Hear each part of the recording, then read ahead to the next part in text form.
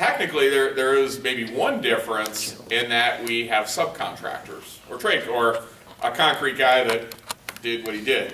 I guess the question is, and this is a good question for the group, can you lead a sub or do you manage subs? Both. I'd say there is a little bit of leadership. How do you lead a sub though? They don't work for you. Their P&L statement's not, that concrete guy's not on the books, so. I think the only thing you It's lead is enthusiasm. Yeah, positivity. Positive, we gotta keep it. keep you motivated. Yes, motivation. The word I often use here is alignment. I like that, that's the right word. Because while I don't necessarily lead their crews, we're all should be in it for the same reason. If you make money, I make money. You know, and I want my subs to make money. I always hate like the car dealer. Well, I'm sure a lot of us hate car dealers, but you know, that car dealer's like, I'm going to give you this car. I'm losing money on this deal. It's like, then don't do it. That's a stupid business. Don't lie to me and don't tell me stupid stuff. The end game, I want you to make some money. You know, I just don't want you to, the old adage of, what is it, hogs get fat, pigs get slaughtered, if I'm saying that right. Point is, same thing here. You can make some money. You know, in fact, if you're efficient and it's lump sum, you're making even more money. And I'm not going to come back after you. I mean, that's your deal. So we have to be in alignment, which is a leadership thing, which we'll talk about in a moment. But at the same time, great management of subcontractors is what we do. You know, as a GC, you know, we manage our subs. We help them plan, we organize them, and hopefully we control them. You know, not in a bad way, but we control them. That's all management. So the answer is a little bit of both. At the end of the day, though, it comes down to that alignment piece. So I took a list after our last discussion about leaders in your lives, you know, leadership traits in general.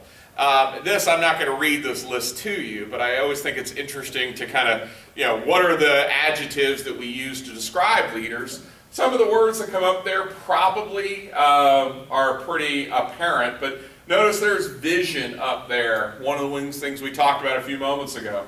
What does the word bearing mean? That's probably the one that has the, I'll just say, more complicated definition.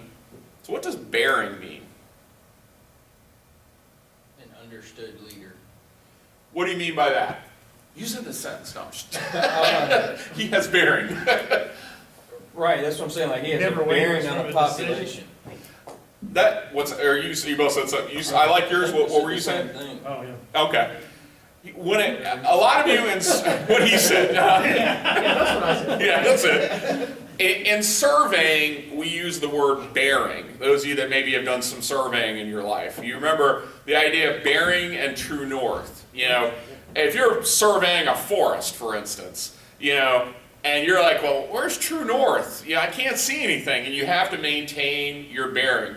Conviction, you know, could be another word for it. But more importantly, on our projects, do we tend to get off track?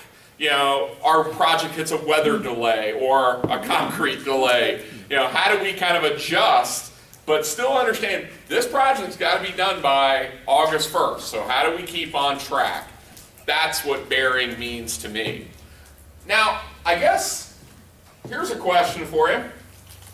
Out of that list, and I'll kind of go back for a moment, what's the most important? It's kind of like these are your children and you can't choose your favorite child. But in this list, you can only choose one. What's the most important? Loyalty, yeah, for sure. There's no right or wrong answer, but loyalty? Loyalty and trust. One. Trust? One. Just one. Coaching. Just one. Coaching? This is hardly a right or wrong answer. Integrity to me kind of comes to the list because you could say, isn't that trust? More or less. To me, if you don't have that one, can you have a lot of the other ones?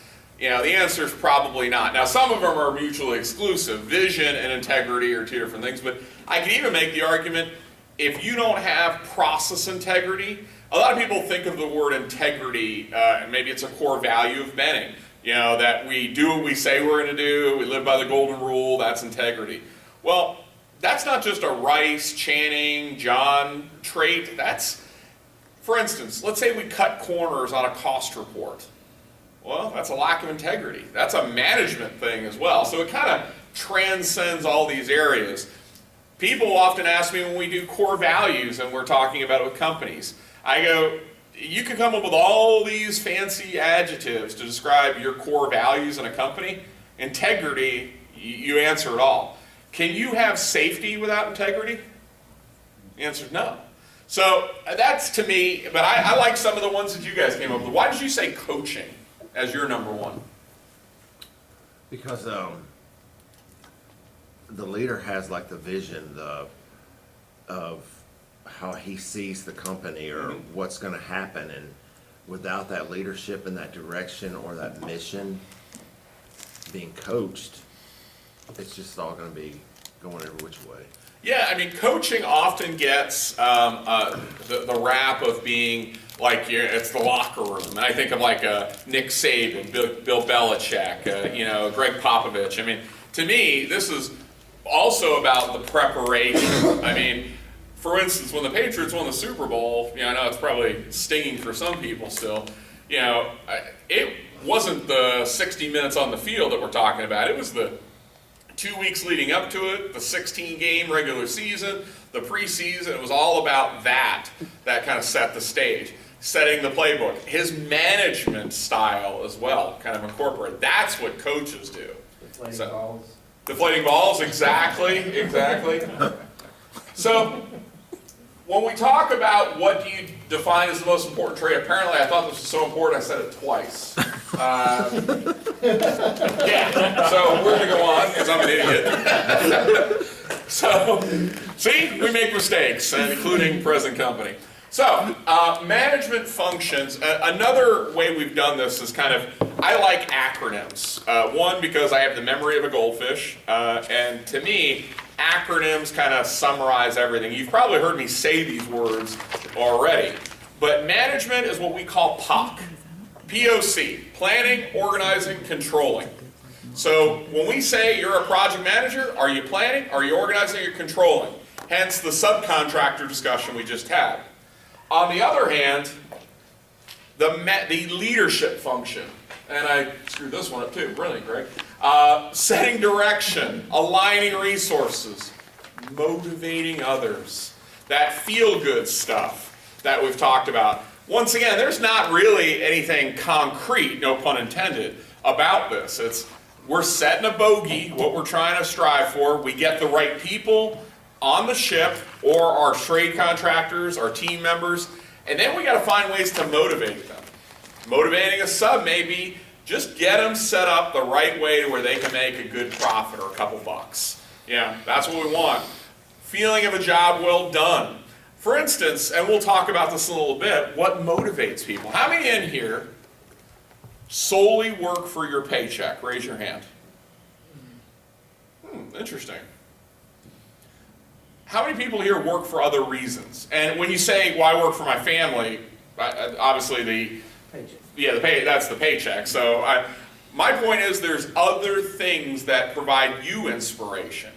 However, when most people leave jobs, and Darcy, you can maybe vouch for this for me, and I would ask you to just say yes. When it comes to when most people leave companies, what do they say they're leaving for? Higher pay. Now, the question is that controversial? If someone comes in and say, Darcy, I'm putting in my notice, I know I have to go to my boss too, but I'm going to tell you, as probably our talent leader, I'm going to work for brand X for $5 more an hour. Yeah, you kind of, I get it. Maybe we try to match it, well, I'll give you $6. On the other hand, most people will say, it's the money. However, do you know why most people leave companies? Because of the people they're working with. It's direct relationship with your previous supervisor. By the way, voluntarily departing. I mean, that's a key here, a key piece here. However, now if I walked in you and said, Darcy, you know why I'm leaving? because of you. I can't stand you. You drive me crazy. I'd say bye-bye. Yeah, you say, yeah, you want some of this? You know, isn't that interesting? Now, is that controversial? Of course. The thing is, you know, what do we tell people all the time? You know, and actually, my friends in Minnesota from last week, one of the partners in the company said to me, he goes, Greg, there's what we hear as owners, which is all about money, but I can tell you, there are people in this company that are leaving because of the CEO, because they don't like him, they don't feel confident in him, and they were right. You know, there's the easy way out, because we don't want to burn the bridge, but there's also this other piece of it. So this motivation, which we're going to talk about, you're going to see this theme over and over again. What do you do to be motivational, inspirational? And then lastly, you know, what do you work for? You know, what gets you going? What gets you excited? What lights the fire when it comes to getting you up every morning? I'm sure a lot of you are early birds. Maybe you have a long commute like Darcy does, and then you work late. You know, you're working all hours. You know, what makes you do that? So be thinking about that. But here's the thing. When you look at this Pac and Sam, kind of on where you spend your time. So once again, our frontline leaders, operational leaders, strategic leaders. Frontline managers, midline managers, strategic managers, it doesn't matter. But where you spend your time. You know, probably looking at a foreman. You know, the idea of, you know, saying, well, I'm all POC. Not really. You know, they still have to find ways to set direction for their crews, get those right people in the right place, motivate them. They just have to figure out which hat. On the other hand, Rice, you know, John, you know, Ted, you know, how do we make sure that, you know, they're not spending too much time hawking? You know, once again, as you guys alluded to me before, you know, do they sometimes manage down? Well, I want those guys salmon, which I know is a very technical way of putting it. But there are probably times where they kind of go, I got to take that hat off. But you see here, you start to move that pendulum. You guys are probably somewhere in the middle. So you're a little bit country, a little bit rock and roll, a little bit Pac, a little bit Sam. Is that tough? Oh, heck yeah.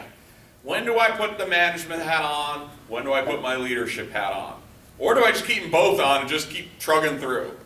There's also this thing that you see in construction where the reason we manage down, for instance, is because it's what we like to do. Put it for instance, I'm going to use a foreman. A lot of times your foremans start, that's not even good English. What does a foreman start as? What's that? Should the Yeah, the title- Sam is leadership. should be That's leadership? yeah, I was joking Okay. about that one. Yeah, Okay. Yeah, that one's a screw up on my part. No, that's why I just want to So fix yeah, it. that's leadership. Okay. Just to be clear in your books, Sam is leadership, Pac is management. Okay. However, think about your foreman. Where do they start from? What's a good foreman usually start as? A carpenter. A carpenter. So we take a carpenter who is good at using hammers, nails, wrenches, screwdrivers, skill saws, and now we say you are a foreman. What in our mind constitutes someone that could use power tools really good to now all of a sudden being a leader of people? Is that interesting? Now, I get it. There's probably, what we do recognize in that man or woman is, you know, maybe they show initiative, they deal with ambiguity well, they just have the ability to communicate, these, what I call core competencies. It's not that they can measure really well, you know, or cut really well, it's these other things. But what happens when a foreman kind of moves up the food chain? They don't really necessarily get those skill development areas further, do they? You know, in fact, what's natural for them is putting the tool belt on. And I hear it all the time, well, Greg, I'm a working foreman. And I'm like, what does that mean, a working foreman? Well, I wear my tool belt. I'm like, why? You have people, don't you? Well, I'm part of the crew. Okay, I get it.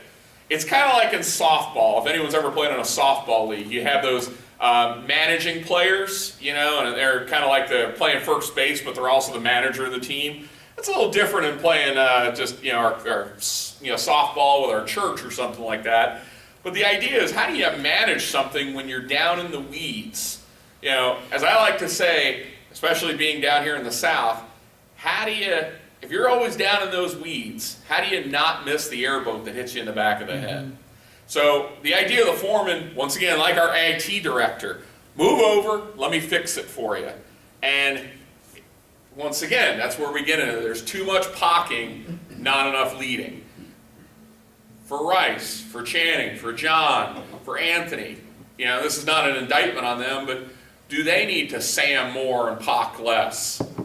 Those are things to consider. So then there was this gentleman by the name of Jim Collins. These are all great books, by the way. Ironically enough, the book title is Good to Great. How many have read Good to Great?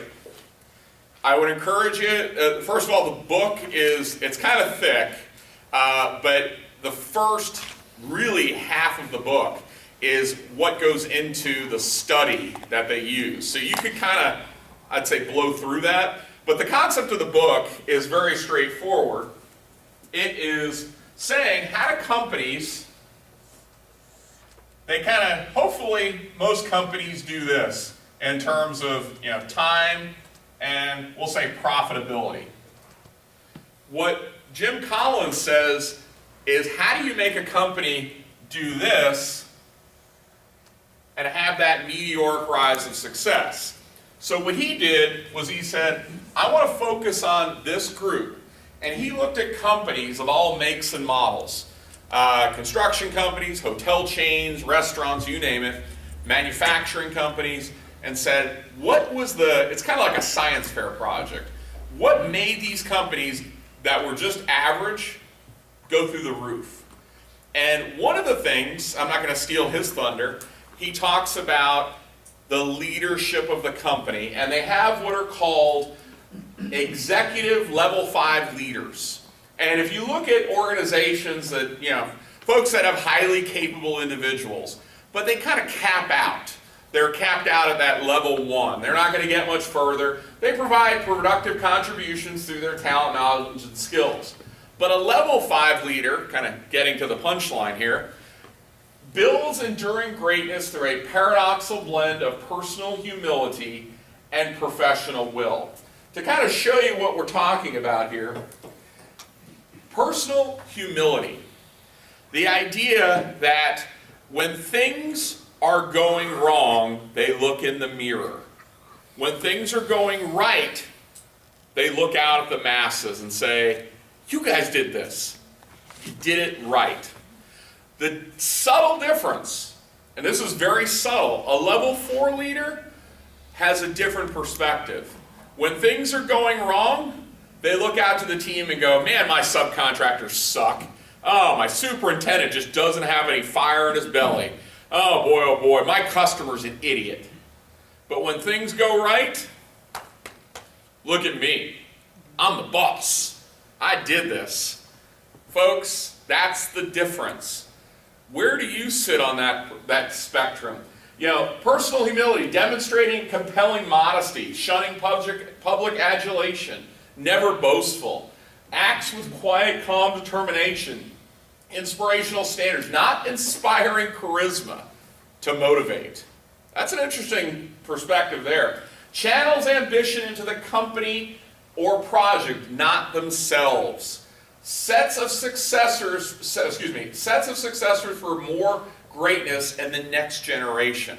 So, for instance, Ted, who I believe has a clock outside his door, you can tell me what the time said on it? 300 and some days, but Oh, no, Not that it's still in 600. 600 years. Not that he's counting, but I guess the old adage of who's going to run this place when he's gone. Well, we have thought of that, but folks, we're all just keeping the seat warm for the next person. How long has Benning been around, by the way? 65 years. Exactly. And I would assume there's another 65. But it's not going to be that way if we don't evolve and continue to figure out who's the next person up. Who's the next person up? It's not that we're exiting people. It's just we're all going to get older eventually. And that's what we do. Set up our successors to be even greater. And then this last piece here, looking in the mirror, not out the window, to apportion responsibility for poor results, blaming others or external work or bad luck. And then this professional will create superb results, a clear catalyst in the transition from good to great. I love that word catalyst, because I think that to me is another great definition of a leader. Catalyst, and you think about chemical engineering or chemistry. Catalyst is something that inspires a reaction. We talk about catalyzing a metal or something along that, like creates something to happen. Hopefully good, because we don't want bad things to happen, but once again, a clear catalyst from good to great. Unwavering resolve to do whatever must be done. Set the standard of building an enduring great company or project and will settle for nothing less. And then looking out the window, not the mirror, to apportion credit or success. Think about that.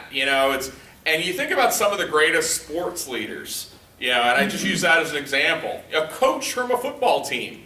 Hopefully good coaches aren't going, I gotta tell you, it was all about me. You see great quarterbacks go, it was my lineman that protected me. It was the running back that they couldn't catch him today. My receivers were running just excellent routes and catching anything I could throw at him because I wasn't on my game today. The point of the story is, how well do we do that? I know in our industry we do have subcontractors. Heck, we have a lot of externalities, when it comes to the customer, that no good stinking designer that drew a piece of garbage, trade contractors, all of these things that could lead us to that, man, it's someone else. But did we set up our team for success? Did we do all the planning possible? Did we manage effectively? Did we lead effectively?